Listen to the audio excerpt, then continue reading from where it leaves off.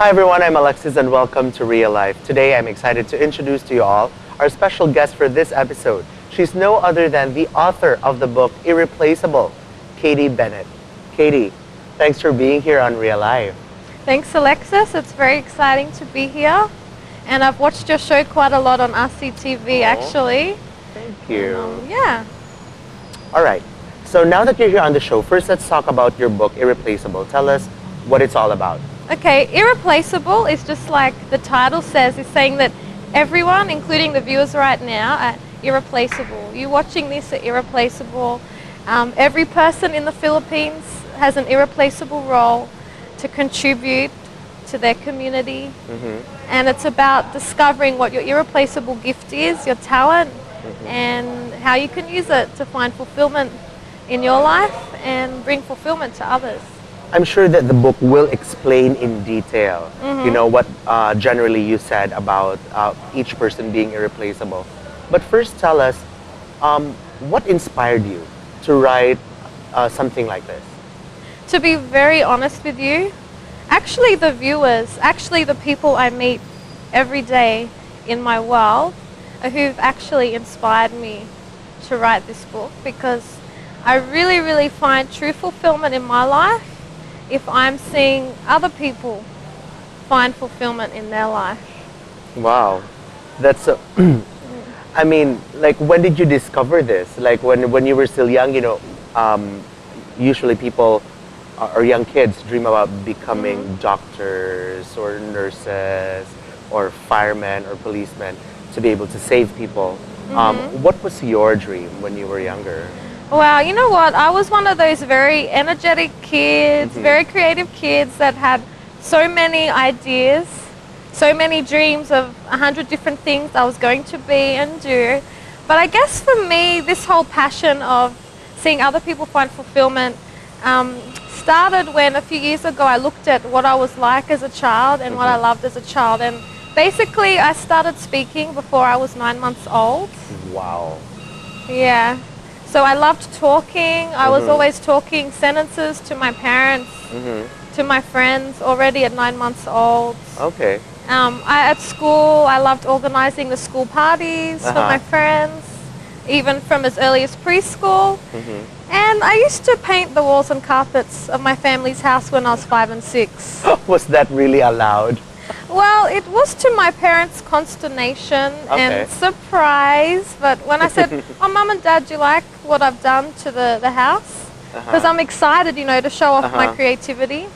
They're like, oh, that's great, Katy. Because, you know, they want to be empowering, but at the same time, it's not right to do that to the family house. But I always had a passion for people at school, like encouraging my friends, helping them. Also, if I noticed there were some people who had some challenges, I would invite them to hang out with my group at lunch. When you were in college, what course did you take? Okay, I took counseling and leadership development and then life coaching. Okay. So, writing this book, I'm sure that you have set some goals, you know, which you want to accomplish by writing it. What are these goals? The goals I want to accomplish through the book? There's so many. I want to see people that I don't even know, people I'll never meet, people I'll never get to talk to around the world who find the book online. I want to hear stories in 20 years' time of how the book encouraged them to identify a gift they never knew they had and use it to really find fulfillment in their lives, but make a big difference in the world. Like, I want to see the book helping people to become, you know, the business people of the next generation, the humanitarians of the next generation who are setting up foundations to help disadvantaged people and to help people that already know what they want in life but are not sure how to go about it. I want that book to really help them. I'm sure as early as now, you have already read stories, you know, being sent out to you from people whose lives have been changed through the book. What is the most memorable story that you remember? Oh, the most memorable story would probably actually just be a friend from home who actually told me that she had tears from reading the book, and that she'd gone her whole life not really knowing that there was anything irreplaceable about her, but she discovered that her bubbly personality, her singing gift was actually a gift that she'd been given to help others. So now she's looking at ways she can write songs that encourage people, that are fun, that are energetic, that make people feel happy, and put it together in an album. I'm sure that that feeling is priceless. You know, just knowing that someone's life has changed just by reading your book.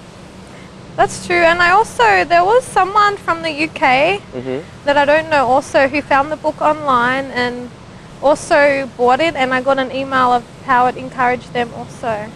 So it's amazing how through the written word you can impact someone in a completely different country that you've never been to. And you've never even met. And you've never met, that's right. Oh my goodness.